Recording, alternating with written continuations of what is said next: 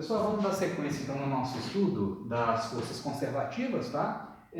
A gente já viu duas propriedades fundamentais que definem, né, ou que caracterizam uma força conservativa na natureza, né? Qual que é a primeira característica, a mais fundamental? Forças conservativas, por exemplo, força gravitacional e força elástica, são as duas que a gente estudou até agora, né? Forças conservativas, elas conservam a energia mecânica do sistema. Então, se você tem uma ou mais partículas, né, que estão submetidas à ação de forças conservativas, a energia mecânica do sistema se conserva. Ou seja, ao longo de todo o movimento, ao longo de todo o experimento, a soma energia cinética com energia potencial vai ser sempre uma constante. Tá? Então, essa é a primeira propriedade. A outra propriedade das forças conservativas, a gente viu no vídeo anterior, é que o trabalho mecânico de uma força conservativa não depende da trajetória, só depende do ponto inicial e do ponto final. Tá? Isso a gente demonstrou tanto para a força peso quanto para a força elástica. Tá?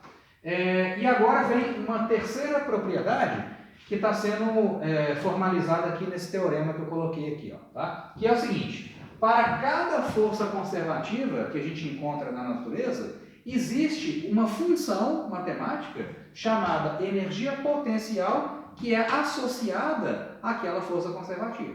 Então, para força peso, né, força gravitacional, existe uma função energia potencial gravitacional associada a ela. Para a força elástica, existe uma função energia potencial elástica associada a ela. Né?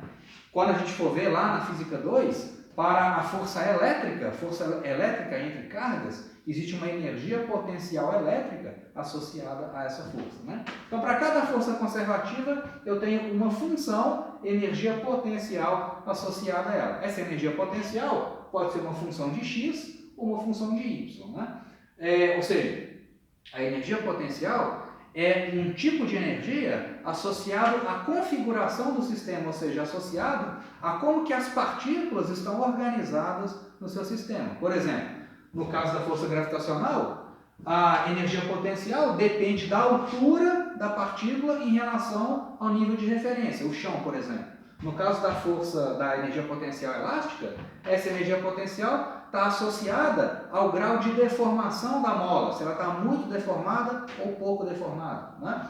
Então, são energias de configuração do seu sistema físico, né, que você está estudando. Tá? E aí, então, ok, para cada força conservativa existe uma energia potencial associada. E, mais do que isso, existe uma relação entre as duas. Existe uma relação matemática entre a força conservativa e a energia potencial associada a ela. E essa relação está expressa nesse teorema aqui. Ó. Para, por exemplo, né, uma força conservativa que depende da posição x da partícula, por exemplo, a força elástica, a relação entre força conservativa e energia potencial é essa que está colocada aqui. Ó. A força conservativa é calculada a partir da função energia potencial através de uma derivada, menos du dx. Se a força conservativa se a energia potencial da partícula depende da posição y da partícula no espaço, né? Por exemplo, no caso da energia potencial gravitacional, então a relação entre elas é uma coisa do tipo menos du dy. Ou seja, a força conservativa é calculada a partir da função energia potencial através de uma derivada menos du dy. Tá? Então, vamos ver essas duas definições para os dois casos, para os dois exemplos que a gente já estudou, né? O caso gravitacional e o caso da força elástica. Olha só, no caso da força gravitacional, qual que é a função energia potencial associada a ela? A gente já viu nos vídeos anteriores, né? A energia potencial gravitacional é massa vezes gravidade vezes a altura em relação ao nível de referência. Por exemplo, o próprio chão. Né? Então, quando, por exemplo, em y igual a zero, a energia potencial vale zero. Para y diferente de zero, a energia potencial gravitacional é mg vezes gravidade. Desculpa, mg vezes a altura em relação ao meu nível de referência, que é o chão, no caso. Né? Nesse exemplo aqui. Então, vamos ver. Então, se a energia potencial só depende da coordenada y, vamos aplicar essa definição aqui. Ó. Então a força conservativa associada a ela é menos du dy, pelo teorema. Né? Então, se você fizer isso aqui, ó, menos du dy, vai aparecer um menos aqui, derivada desse cara em relação à coordenada y é mg. Então, a força conservativa associada a essa função é menos mg. E o que é isso aqui, gente? Isso é o peso da partícula, é o peso do corpo, né? Então, a força conservativa associada à energia potencial gravitacional é a própria força-peso, né? Como a gente já sabia. Então, é só uma questão de consistência aqui, né? A gente verificou a consistência das definições. E esse menos aqui aparece por quê? Porque a gravidade aponta para baixo. Do jeito que eu orientei o meu sistema de coordenadas aqui, ó, a minha energia potencial aumenta com a coordenada y, né? Quanto mais para cima eu estou no meu sistema de coordenadas, maior a energia potencial gravitacional. Então, o meu du dy é positivo, né? Porque a energia potencial cresce com a coordenada y. Então, se a energia potencial cresce com a coordenada y para cima, a minha força conservativa aponta no sentido negativo. Ou seja, aponta no sentido contrário ao sentido de crescimento da força, da energia potencial. Tá? Por isso que deu esse sinalzinho de menos aqui. Ela aponta no sentido contrário à direção de crescimento, à direção de aumento da energia potencial. Tá? Então, a força conservativa nesse caso deu menos mg, que é o próprio peso. Né? Então, no caso da força elástica, fazendo a mesma coisa, né? Mesmo tratamento. Você tem aqui uma mola de constante elástica ou de rigidez elástica K, né? E aí essa mola ela tem um certo comprimento de equilíbrio. Se você deforma, né? Se você puxa essa mola para a direita, por exemplo, se você aplica uma deformação X nela, existe uma energia potencial acumulada no meu sistema, é uma energia de configuração do sistema, né? Uma energia, nesse caso, depende da deformação da mola, meio de kx2, isso a gente já viu também, né? Então vamos aplicar essa definição aqui, ó. Vamos ver qual força conservativa eu tenho associada a essa função energia potencial. A força conservativa é menos du dx, pelo teorema, né? Menos du dx vai ficar menos aqui, né, que veio da fórmula, derivada desse cara em relação a x, ó, escorrega o 2 aqui, né, vai cortar com este de baixo, vai ficar então menos kx. E menos kx é justamente a lei de Hooke. É a força elástica que uma mola aplica num corpo, né? Uma mola deformada aplica num corpo. Né? É uma força que é proporcional à deformação e aponta no sentido contrário da deformação. Se você deformou para a direita, se o seu x aqui é positivo, a força é negativa. Se o seu x é negativo, a força é positiva. Sempre no sentido contrário da deformação, como a gente já sabia. Né? Então essas definições aqui fazem sentido. Né? Na verdade, né, aqui a gente está tratando de forças unidimensionais, mas existe a versão tridimensional dessa relação, né, entre força e energia potencial. Tá? Mas a versão tridimensional a gente não vai estudar aqui no curso, não. Vocês vão ver em outros cursos. Tá? Por exemplo, no curso de Física 2. Né? A gente vai relacionar a força conservativa, que é a força eletrostática, com derivadas em x, y e z da energia potencial elástica. Tá? Mas aqui na Física 1 a gente vai trabalhar sempre com forças conservativas unidimensionais. Tá? Então vamos ver quais que são as consequências desse teorema aqui, pessoal. A gente vai ver que isso aqui é consistente com o princípio de conservação da energia mecânica, tá? Como eu vou enunciar daqui a pouco. Então a primeira consequência é o seguinte, vamos pegar esse exemplo aqui, uma força conservativa unidimensional, que atua ao longo do eixo x, né? Ou seja, que depende da posição x da partícula, por exemplo, a força elástica. Tá? Então seja uma F de x conservativa, então ela é obtida a partir de uma energia potencial sob a forma menos du dx. Então F é conservativa igual a menos du dx. Tá? Se F é menos du dx, então menos du é a mesma coisa que F de x dx. Né? Só peguei esse diferencial dx e apliquei ele do lado de cá. Né? Multipliquei para o lado de lá. Então eu vou ter aqui menos du é F de x dx. Então, multiplicando aqui dos dois lados, né, por menos 1, eu vou ter o seguinte, né? Ou melhor, não vou multiplicar por menos 1, vou deixar do jeito que está. Tá? Então, menos du é F de x dx. Vamos integrar essa relação dos dois lados aqui. Ó, tá? f de x dx é o trabalho, a integral de f de x dx. O que é isso aqui, pessoal? Isso é o trabalho da força Fx sobre a partícula. E esse trabalho vai ser calculado, né, desde a posição x inicial até a posição x final. Tá? E essa energia potencial aqui vai ser desde U inicial até U final.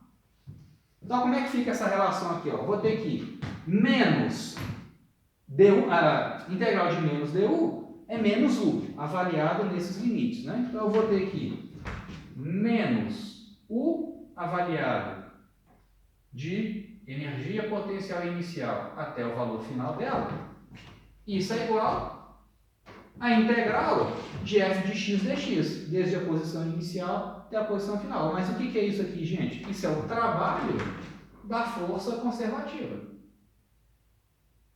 Por exemplo, a força elástica. Né? Então, o que é essa equação que está me dizendo? Isso aqui, ó, isso me implica o seguinte, o que é menos esse negócio, gente? Olha só, menos, o que vai dar aqui? Ó? Energia potencial final menos a inicial. Energia potencial final menos a inicial.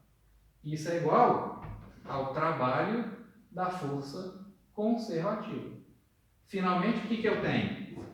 Que o trabalho de uma força conservativa,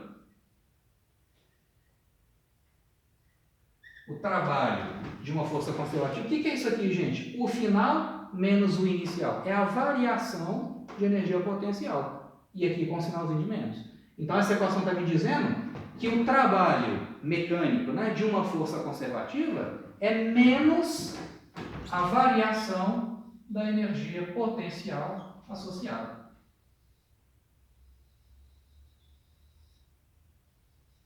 Então, o trabalho de uma força conservativa é o negativo da variação de energia potencial associada a ela. Vamos ver como é que isso faz sentido. Olha só. Digamos, tá? Digamos que, vamos pegar o caso gravitacional aqui, ó. Essa partícula, digamos que ela vai ser deslocada desse ponto inicial até o ponto final. Então, ó, estou pegando esse apagador aqui, ó, e deixando ele, e vou deslocando esse cara desde o ponto inicial até o ponto final, né? Desde aqui de cima até aqui de baixo.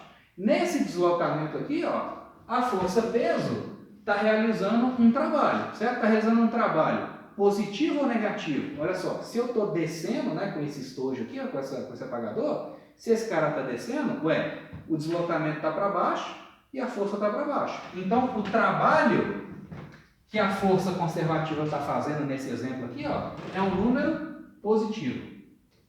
Certo? Quando essa partícula está sendo deslocada, né, quando essa caixinha, esse apagador, está sendo deslocado daqui para cá, o sistema está ganhando ou perdendo energia potencial gravitacional?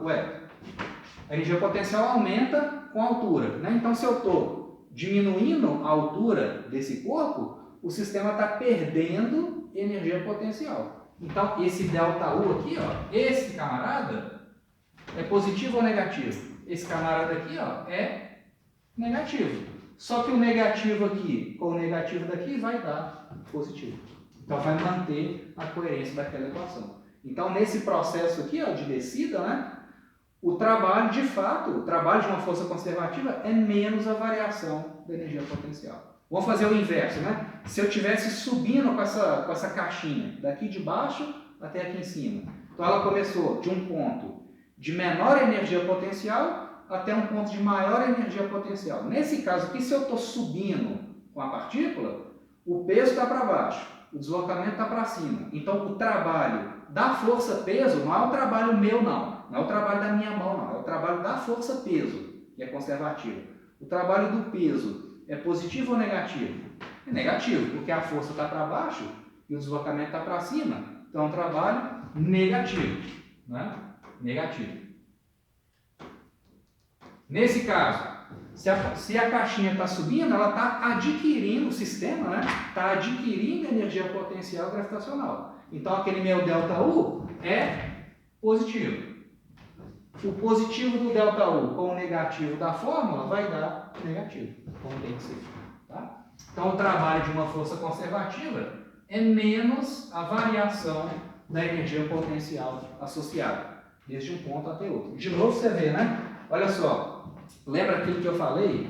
Que o trabalho de uma força conservativa só depende do ponto inicial e do ponto final, não depende dos detalhes da trajetória. É justamente o que essa equação está dizendo aqui, ó. A energia potencial só depende da posição da partícula, né? Seja nesse caso, seja nesse caso.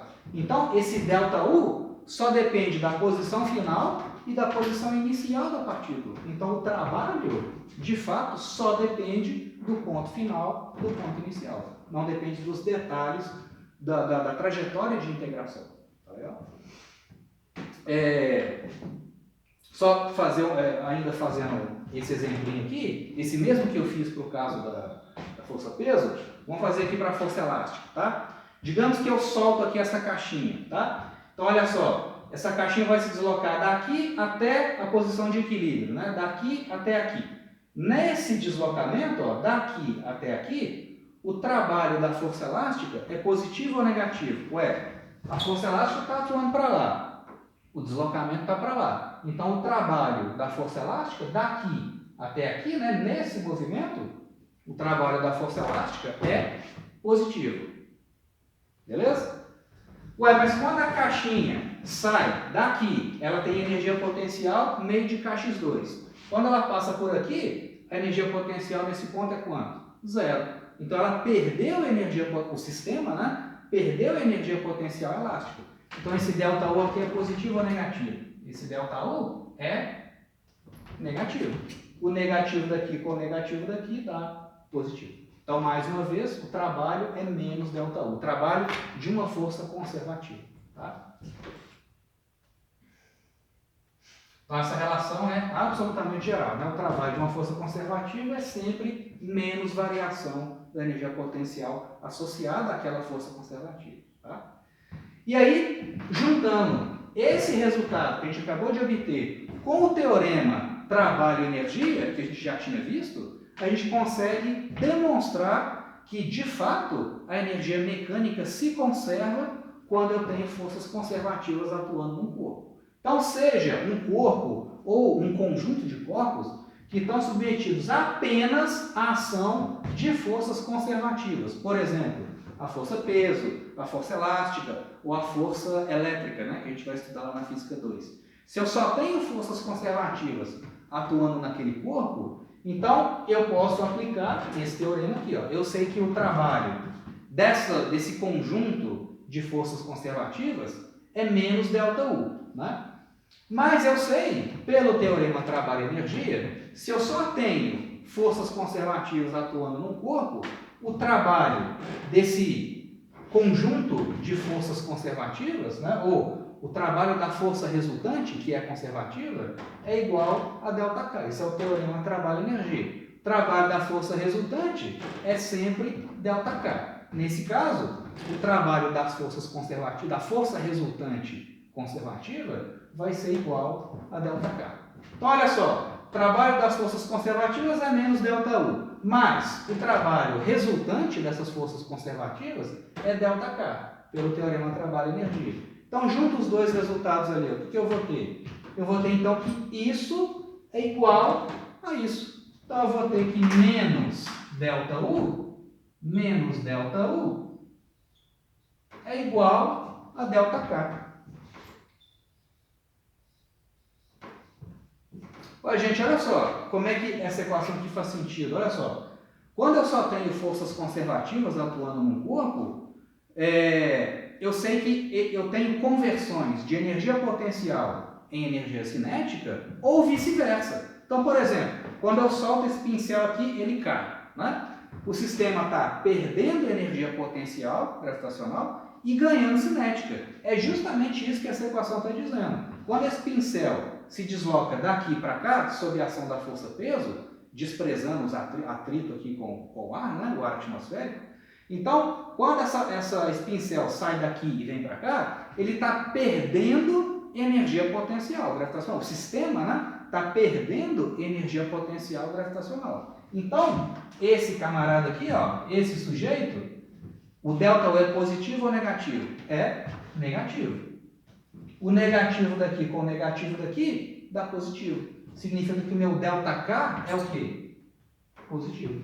Então, o que isso significa fisicamente? Que a partícula, o sistema, né, está perdendo energia potencial, gravitacional nesse caso, e adquirindo energia cinética. Vamos fazer o inverso, né? Digamos que ao invés de abandonar esse pincel, eu vou jogar ele para cima. Então, eu vou jogar ele para cima aqui, ó, tá? Quando eu jogo ele para cima, supondo que é só a força-peso que está atuando no movimento, né? Quando eu jogo ele para cima, o pincel vai subindo, subindo, subindo, ganhando energia potencial e perdendo cinética, certo? Então, quando o pincel está subindo, à medida que ele está subindo, ele está freando. Se ele está perdendo energia cinética, esse ΔK é o quê? Positivo ou negativo? Vai ser negativo. Mas à medida que o pincel está subindo, o sistema está ganhando energia potencial, certo? Então, se ele está ganhando energia potencial, esse ΔU é positivo. O positivo daqui com o negativo daqui dá negativo. Significa que a perda de energia cinética se converte num ganho de energia potencial. E isso aqui é um sistema conservativo, né? Então, dando um passo adiante aqui nessa equação, isso aqui me implica o seguinte, ó. Menos ΔU é igual a ΔK. Significa que ΔK mais ΔU é igual a zero. Então, se esse cara é negativo, esse é positivo, ou vice-versa. Se esse é negativo, esse é positivo, para manter a igualdade. Ou então, né, para ficar mais explícito ainda, o que é ΔK mais ΔU? Isso é a mesma coisa que delta de K mais U. Certo? Ó, variação da energia cinética mais a variação da energia potencial, eu posso escrever isso como sendo variação da soma K mais U, né? ΔK mais ΔU, né? Você pode escrever dessa forma ou dessa forma. Mas essa forma que é interessante porque o que ela está me dizendo? Que a variação dessa soma é igual a zero. Ué, gente, o que é isso aqui, ó? K mais U? Isso aqui é energia mecânica do sistema. Então essa equação está me dizendo que a variação delta da energia mecânica, quando eu só tenho forças conservativas, então essa equação, esse camarada aqui, essa soma, é energia mecânica. Então o que essa equação está me dizendo? Que a variação da energia mecânica, ó, a variação da energia mecânica é nula. Ué, se a energia mecânica, se a variação dela é nula, significa que ela é constante. Então isso aqui implica que a energia mecânica é constante.